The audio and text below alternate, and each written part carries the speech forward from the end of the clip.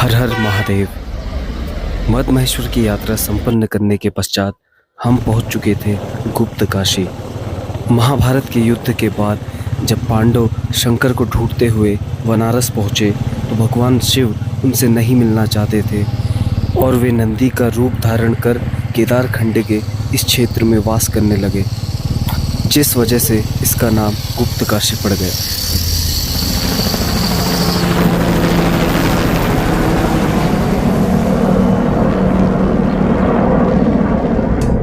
केदारनाथ यात्रा के मध्य पड़ने वाला ये काशी विश्वनाथ मंदिर एक प्रमुख मंदिर है।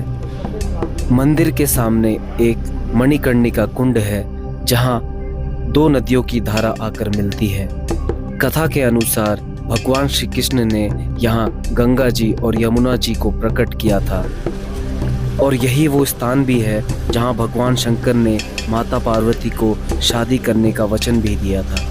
यहाँ पौराणिक काल की बहुत सारी मूर्तियाँ हमें देखने को मिली और भीड़ कम होने की वजह से बहुत अच्छे दर्शन हुए, जहाँ मुझे शंकर जी को नहलाने का भी सौभाग्य प्राप्त हुआ और साथ में मंदिर के प्रांगण में बैठने का भी उद्देश्य सफल हुआ।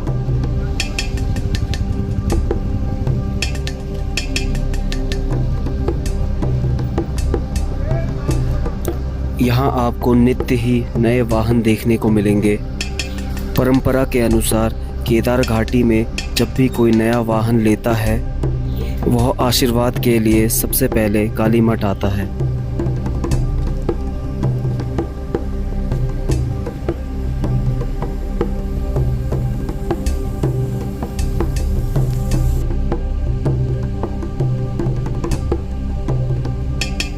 काली मठ एक ऐतिहासिक जगह है जिसकी दूरी ऊखीमठ से 20 किलोमीटर और गुप्तकाशी से 13 किलोमीटर की है।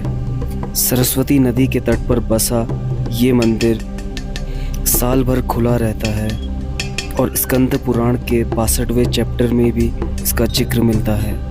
मंदिर से 8 किलोमीटर की दूरी पर कालीशिला नाम की जगह है जहां माता के पद चिन्ह देखने को मिल सकते हैं और इसी जगह में माता ने निशुंभ और रक्तबीज का वध किया था। कमलेन्दु सौम्यवदना माहेश्वरी लीलया कौमारी कुदर्पनाशनकरी चक्रायुधा वैष्णवी पाराही घनघोर धुर्धुर्मुखी चैन्द्री च वज्रायुधा चामुण्डा गणनाथ रुद्रसहिता रक्षन्तु मां मातरा या श्री स्वयं सुकृतिनां भवनेश्वलक्ष्मी पापात्मनां कृतधियां विलयेषु बुद्धि श्रद्धा सतां कुलजनप्रभवस्य लज्जा आत्मां नतां परिपालयते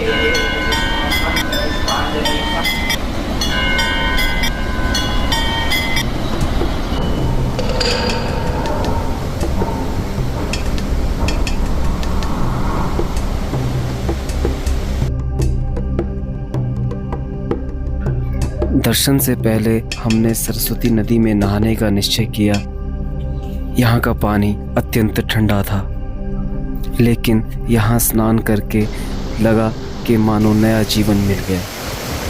ओम गंगे च यमुने चैव गोदावरी सरस्वती नर्मदे सिंधु कावेरी जलेस्मिन् सन्निधिं कुरु पुष्कराध्यानि तीर्थानि गंगात्या सरितस्तथा आयन्तु मम रक्षार्थं दुरिताक्षयकारका गंगा सिंधु सरस्वती च यमुना गोदावरी नर्मदा कावेरी सरयू महेंद्र तनया चर्मावती वेदिका क्षिप्रा वेत्रवती महासुर नदी श्रातायया गंडकी पूर्णां पूर्ण जले समुद्र सहिता कुर्वन्तु ते मंगलम्।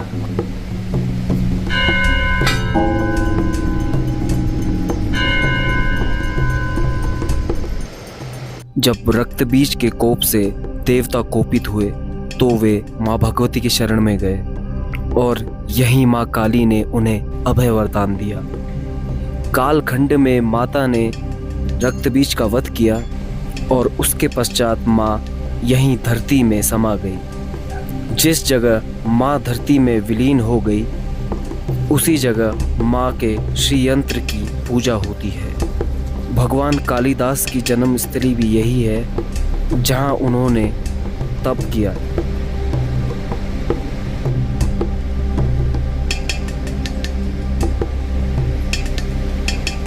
यहाँ मंदिर में पूजा के समय मेरे रोंगटे खड़े हो गए। 108 शक्तिपीठ में से एक इस जगह की शक्ति को आप मंदिर के अंदर फील कर सकते हैं। ऐसा अनुभव मुझे बहुत कम जगह ही हुआ है।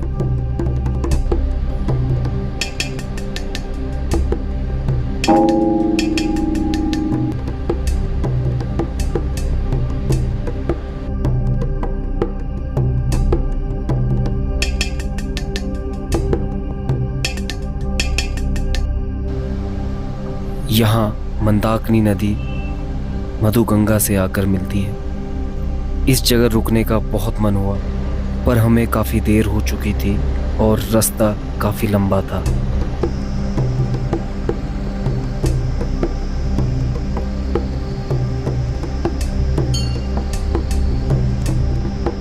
काली मठ से दर्शन करने के बाद हम निकल पड़े गोपेश्वर की ओर, जहां मुझे मिलना था मेरे परम मित्र कैलाश से।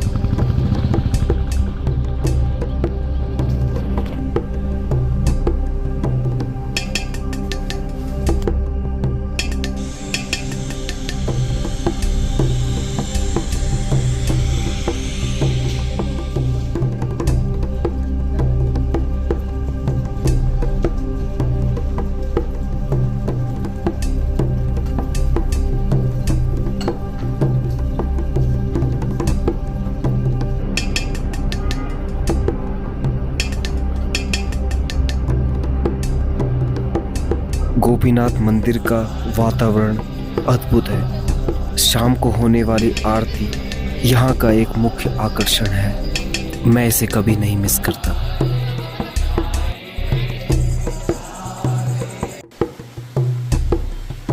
इस स्थान का नाम वैतरणी है और यहाँ नाग देवता का एक प्राचीन मंदिर भी है।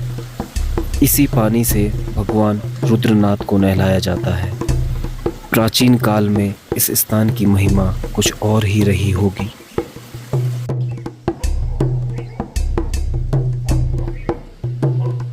जम्बूद्वीपे तत्रापि श्रीगंगातीरस्य परम पवित्र भरतखंडे भारतवर्षे आर्यावर्तांतर्गत केदारखंडे पत्रिकाश्मे प्रयागादि नाना तीर्थयुक्त कर्म भूमो मध्यरेखाया उत्तर दिग्भागे केदारखंडे गढ़वाल नागपुर मंडलांतर्गते श्री अलकनंदा मंदाकिनी आदि मध्य भागे अमृतगंगा दक्षिण तटे रुद्रनाथ चरणारिंदेषु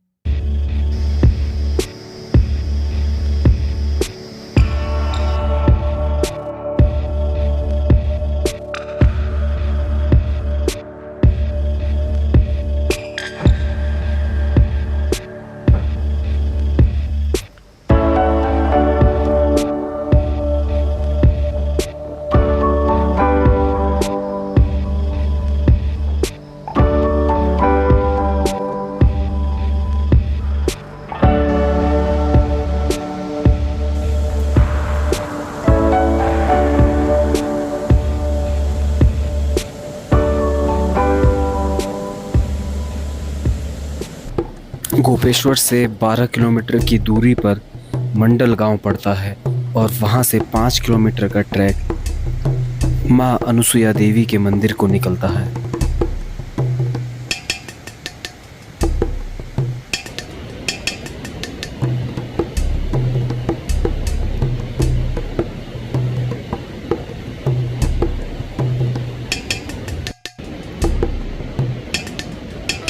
विविध प्रकार के जीवों से भरपूर ये एक घना जंगल है।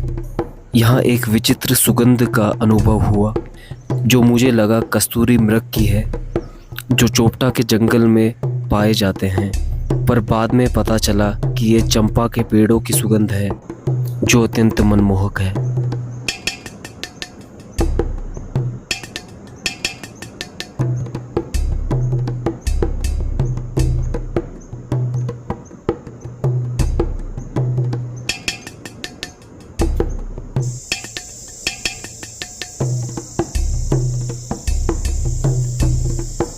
सामने जो पहाड़ दिख रहा है वही रास्ता भगवान रुद्रनाथ जी को भी जाता है।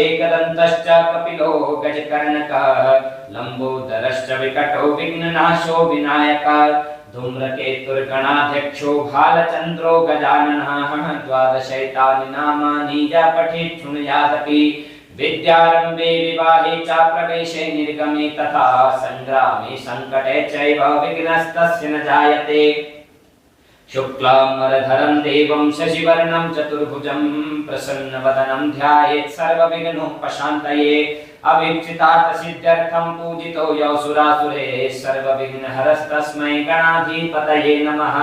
यत्र योगेश्वरः कृष्णो यत्र पार्थो धनुर्धरः तत्र श्रीर्विजयो भूतिर्ध्रुवा नीतिर्मतिर्मम। तदेव लग्नं सुदिनं तदेव ताराबलं चन्द्रबलं तदेव विद्याबलं देवबलं तदेव लक्ष्मीपति तेऽग्रयुगं स्मरामि।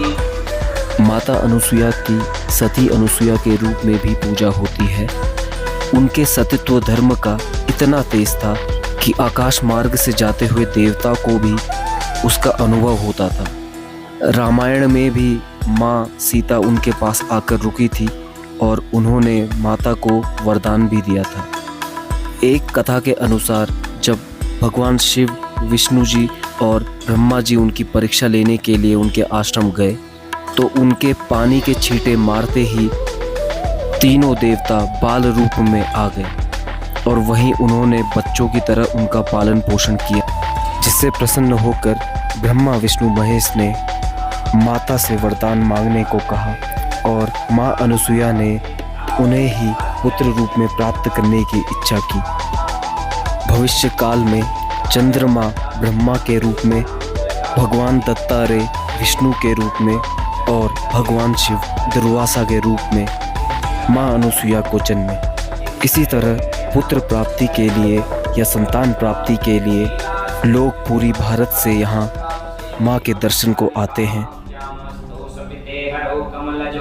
अंतुम मधुम कैटभम अक्षस्त्रपरशुं गदे शुक्लिशं पद्मं धनुष्कुंडिकाहं दंडं शक्तिमसिमितचर्मजलजं घंटां सुराभाजनं शूलं पाशसुदर्शने च ददते हस्तै प्रसन्नाननां सेवे शैर्घमर्दिनीमिमः लक्ष्मीं सरोजस्थितां घंटा शूलहलानि शंखं सले चक्रं धनुस्सायकं हस्ताब्जे ददति गणान्तविलसच्छीतां सुतुल्यप्रभां गौरी देहसमुद्भवां त्रिजगतामाधारभूतां महापूर्वामत्र सरस्वती मनुभजे शुम्भादिदैत्यादिनीं कालाभ्राभां कटाक्षैर्विकुलभयदां मौलिबद्धेन्दुरेखां शंखं चक्रं कृपाणां त्रिशिखमपि करैरुद्वहन्तीं त्रिनेत्रां सिंहस्य कन्धादिरूढां त्रिभुवनमखिलं तेजसा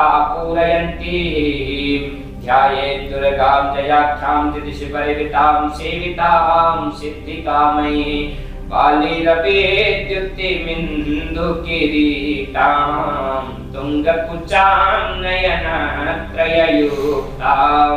स्मेरमुखी वदतां कुशपाशाः भीतिकरा प्रभजे भुवनेशीं त्रिदेवासु नभो यस्या अनसूया वरदायिनी त्रिपत्नी नमस्तुभ्यं नित्यं मङ्गलकारिणी।